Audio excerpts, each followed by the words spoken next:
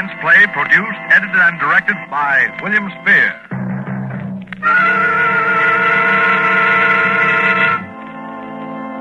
Come in, Dunwich, Massachusetts. Come in, Dunwich. Good evening. This is Henry Armitage. I'm speaking to you for... Dr. Rice, please close the window. I'm speaking to you from my laboratory on the slopes of Sentinel Hill near Dunwich, Massachusetts. Present with me is Dr. Warren Rice, my distinguished colleague from Miskatonic University. We are now about 100 yards from the summit of the hill, which is crowned by a huge table-like stone set in the center of a circle of stone pillars, a place of prehistoric worship. A moment ago, you may have heard the dogs of Dunwich Township barking, as we have heard them for 3 days and 3 nights. Dr. Rice and I know the horror which their barking portends, but the purpose of this broadcast is to make this unbelievable horror believable to you. I hope for your sakes and ours we are successful tonight. It is the eve of All Hallows. Tomorrow will be too late.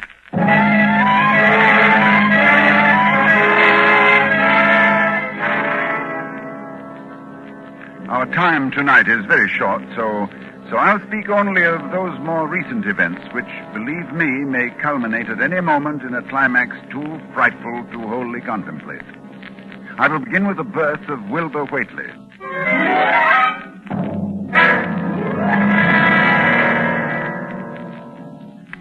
It was the night of February the 2nd, 1921, Candlemas.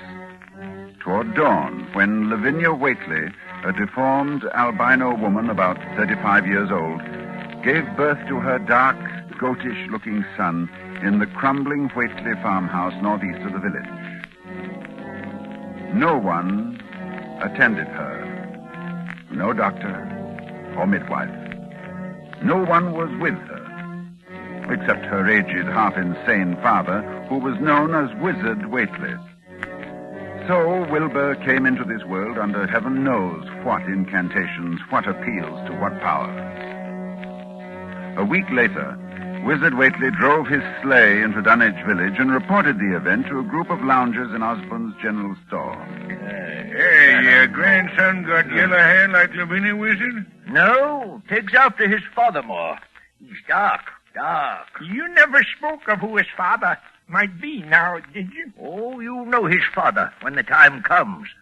Oh, Lavinia's read and seen some things the most of you only talk about. Calculate her husband's as good as you can find this side of Aylesbury. Well, we don't be nosy, Wizard. Maybe it warn't in no church that none of you heard of. But you wouldn't ask no better church wedding than Lavinia's. Well, I didn't hear tell of no wedding, Wizard. When was that? Oh, not a wedding you'd hear of, Corey. Not a husband you'd hear of, neither. But let me tell you something. Someday you folks will hear a child of Lavinia's calling its father's name on top of Sentinel Hill.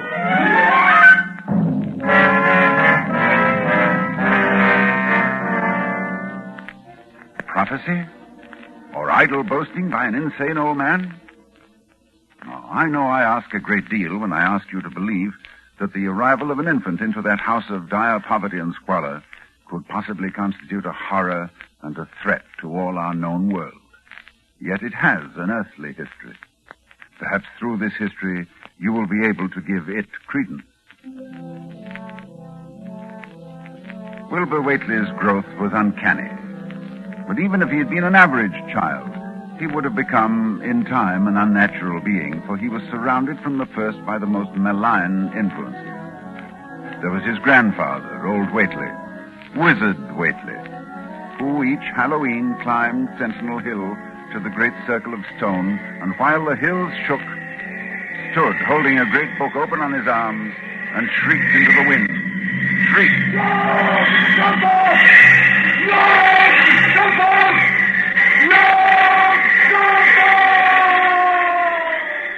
Yog-Sothoth, that dreadful name, first mentioned in the hideous forbidden book, the Necronomicon. And this Wizard Whateley was Wilbur's teacher.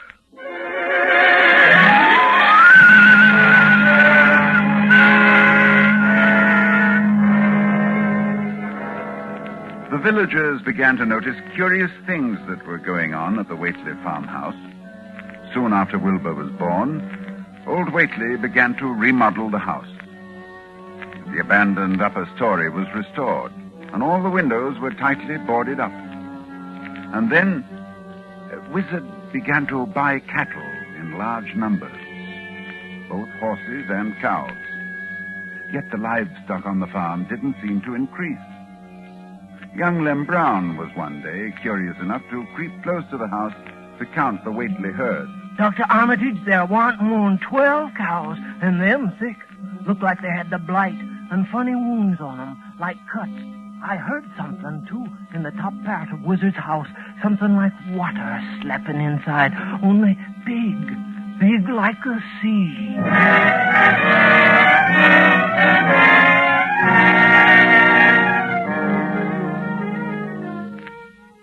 One other person went to the Whateley farm in the years before I met Wilbur, Dr. Ken Houghton of Aylesbury, who was called by Wilbur himself, who said that his grandfather was dying. Dr. Houghton found the old man in a bedroom on the ground floor, and Wilbur with him. While outside the window, a legion of whippoorwills cried loudly and rhythmically, endlessly. Wilbur spoke about the sound. Listen, they whistle in time with his breathing now. They're ready. Listen, Doctor.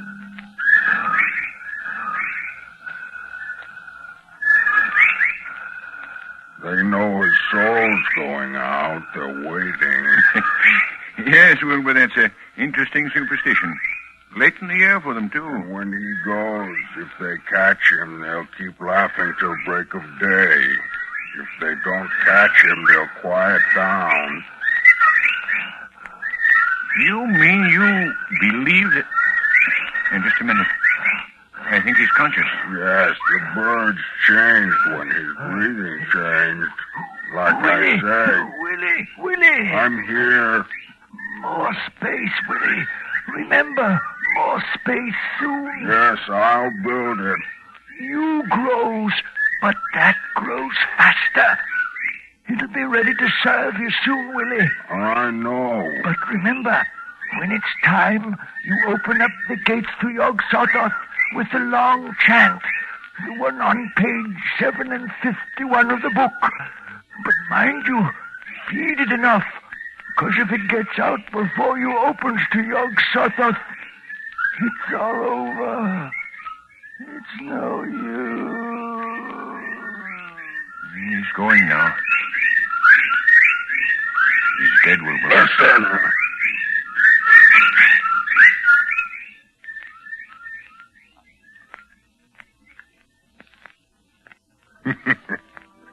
The birds, they didn't get him. Yes, he's free. He's gone.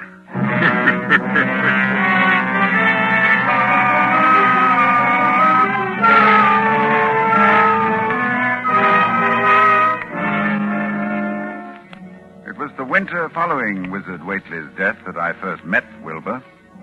He came in person to the library at Miskatonic University to consult a copy of the hideous Necronomicon, which was kept there in its Latin version, as printed in Spain in the 17th century.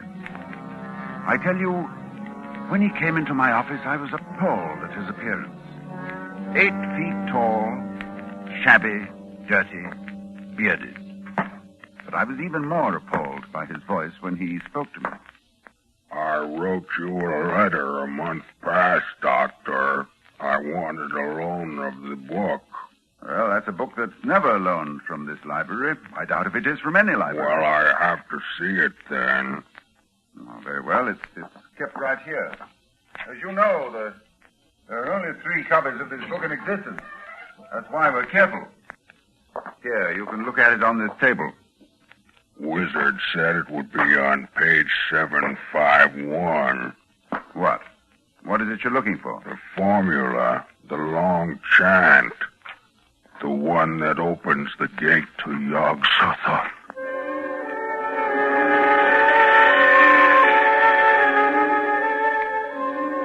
I felt a wave of fright as tangible as a draught from the tomb. He seemed somehow like the spawn of another dimension, like something only partly of mankind, linked to black gulfs beyond all spheres of force and matter, space and time. And presently he raised his head and spoke again. It's here, all right, but I'll have to have a copy. Oh, that paragraph there? Oh, I don't know. Do you know Latin, Doctor? Yes, certainly. Then read it, Doctor. Let's hear how you make it out. All right, that shouldn't be difficult. Let's see.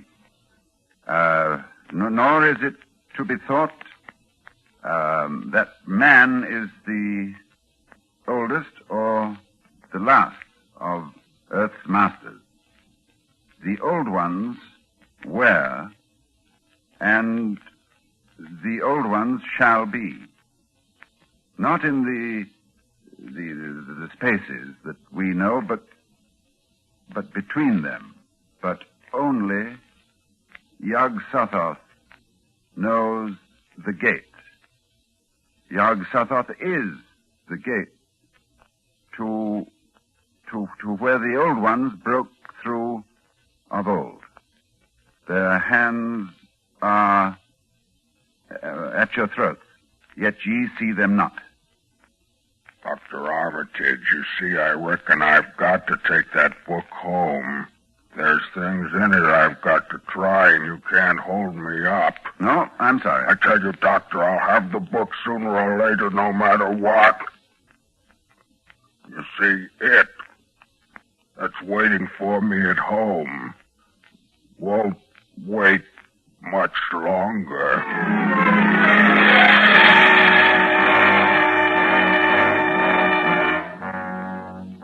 It was a week later that I was awakened suddenly by the fierce yelping of the great watchdog on the campus, followed by a sound from a wholly different throat, a scream.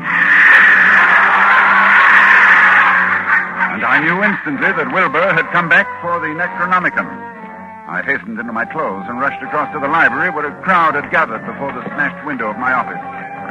Inside, there was a fearful groaning and growling, and some instinct warned me that what was taking place there was not for unfortified eyes to see. I brushed back the crowd, motioning only to Professor Rice to come in with me.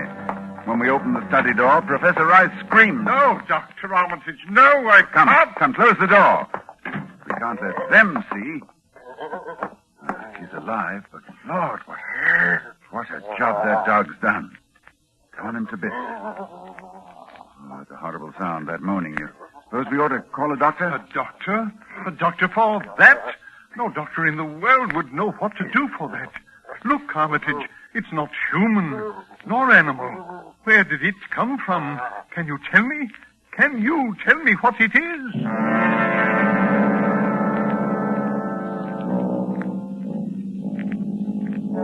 No, I couldn't tell what Wilbur Whateley was. The thing that lay half bent on its side in a pool of greenish-yellow stickiness was 9 feet tall. And the dog had torn off all the clothing and some of the skin.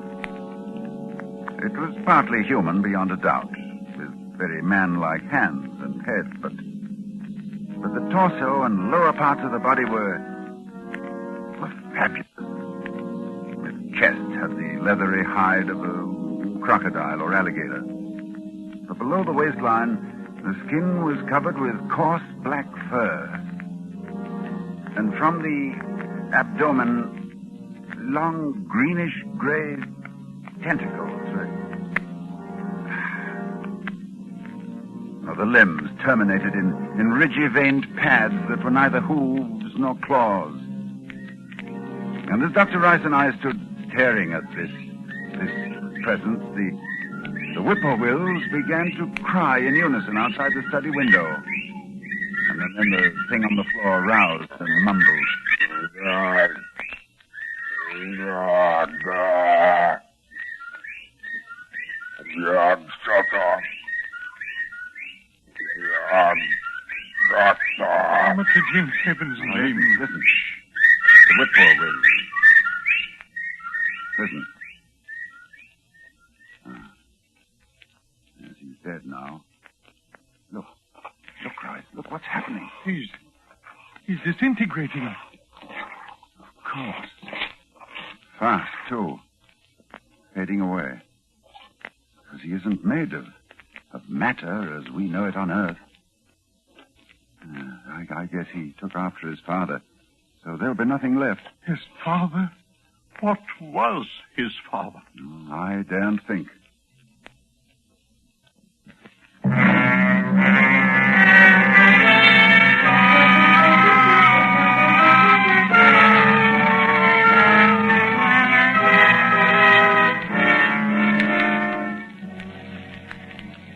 I thought then that what came into our world with Wilbur Whateley left with him.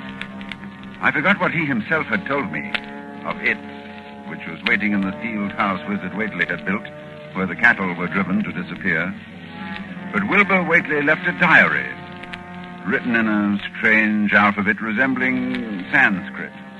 And I worked off and on for weeks to decipher it. And finally, I read the following passage written by Wilbur when he was no more than 8 years old. That upstairs is more ahead of me than I had thought it would be, and is not like to have much earth brain. I can see it a little when I make the sign or blow the powder of evoked at it, and it is like them I see Halloween on the hill. I wonder how I shall look when the earth is cleared and there are no earth beings. Maybe like that upstairs looks, which has no body, even fed with all the blood. Toward morning, in a cold sweat of terror, I called Dr. Rice to my house and told him we have to destroy what's in that farmhouse. Why can't we just leave the thing locked up there? The house is boarded tight. Yes, but you think boards will hold it? Don't you realize, man, it hasn't been fed? It hasn't had blood since the 18th of September, when Wilbur Whateley came here to die.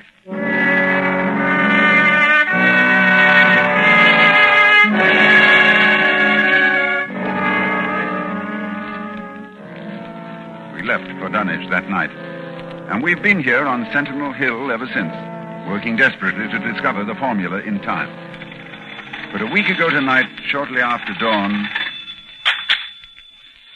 Yeah, hello? Dr. Armitage, this is Lem Brown. I was just up beyond the glen, Doctor, looking for cows I lost last night. Yes, Lem? Well, Doctor, something's been there. Smells like thunder, and there's prints in the road. Great round prints, big as barrel heads, like a elephant has been along. Anything else, Lem? That's all I see. Except bushes and trees pushed back from the road, like a house was drug along. Did you hear anything? Yes. Long toward morning, I heard a sound over toward Whateley's place. A kind of ripping or tearing of wood, like a big box was being opened up. Chancey, you heard it, too. Lem, who lives nearest the Whateley farm? Why, that'd be Elmer Fry's place. Oh, he's on this line, too, isn't he? Hang on and I'll ring him.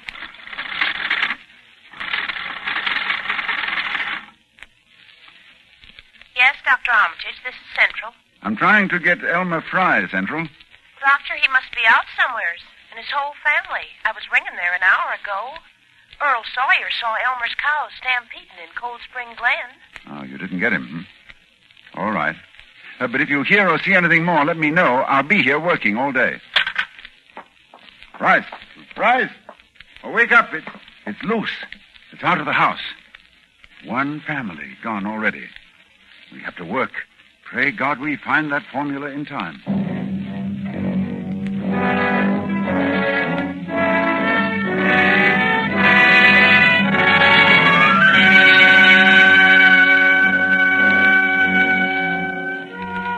A week since it broke loose. A week of terror and panic here in Dunwich Township. Each night it moves about the countryside, leaving the trees crushed in a 30-foot swathe. as though by a moving mountain, leaving its monstrous tracks on a trail of tarry stickiness, leaving crushed and gutted farmhouses and whole herds of cattle drained of blood. Well, ladies and gentlemen, that is the story to this moment. And tonight is Halloween. Tonight we are here to... Just one moment, please. Dr. Rice, did you hear something? With the window closed, no. Well, we'll throw it open. I thought so. Listen. A sound from 1,000 bending trees. A sound like the sea moving across a forest. Yes. Yes, it's coming here, of course. All Hallows, it comes to Sentinel Hill. Dr. Rice, I'll try the formula and the powder from the altar stone. I want you to stay here at the microphone and report what you see. Very well, Dr. Armitage. Oh, wait a minute before I go. To any scientists who may be listening to me, if I fail, there is a possible alternative formula in Falconer's mystical formulae of the Middle Ages on page 24. Listen. Well, there are the whippoorwills. I better get out there. Take over, Dr. Rice. Yes. I'll do as well as I can, Armitage. Good luck.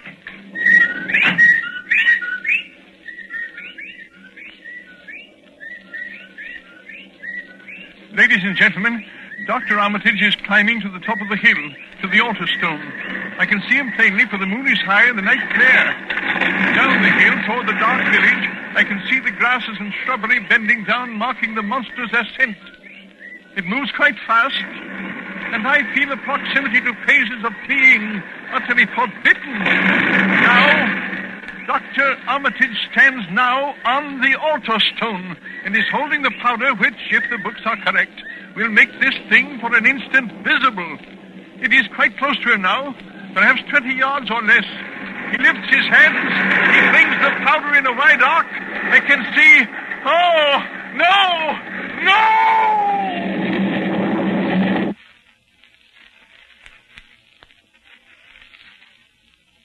Dr. Rice. Come in, Dunwich. Ladies and gentlemen, this is your suspense announcer. Due to conditions... Oh, just a moment, please.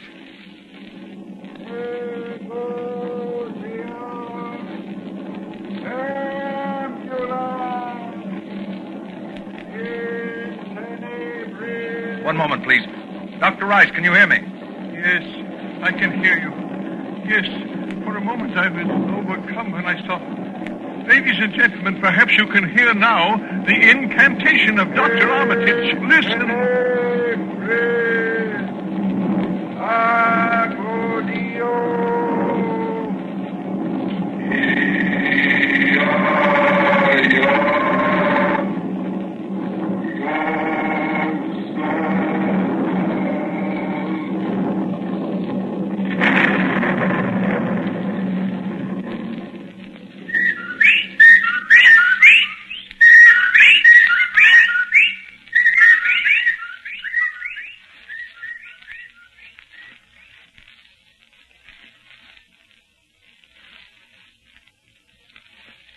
The whippoorwills mean death.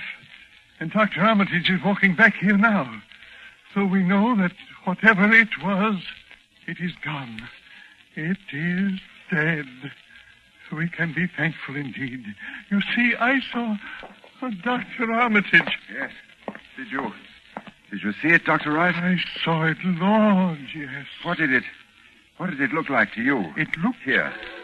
Like something made of squirming ropes, but bigger than a barn and shaped, well, like an egg, and dozens of legs, like barrels that half closed when it stepped, and nothing solid about it, and at least 15 or 20 mouths or trunks opening and closing, but what was it? Oh, a kind of force. A kind of force that doesn't belong in our part of space. Did you notice the half face on top? Half face. Like a human face. Yes, very large, but yes, quite human. And quite like Wilbur's, like all the Whateleys. Then it was... That's right. It was Wilbur's twin brother. And you saw what 3 weeks' growth had done. And it was the child of Lavinia's who called its father's name on Sentinel Hill, as Wizard Whateley prophesied. You heard it calling, Yog Sotho. Ladies and gentlemen, this night is over. It is All Saints' Day. May heaven bless us all.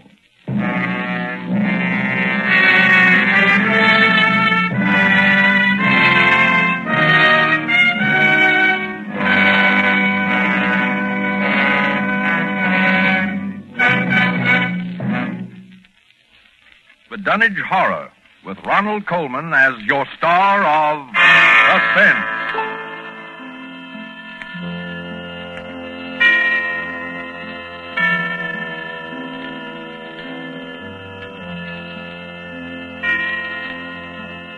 This is the Armed Forces Radio Service.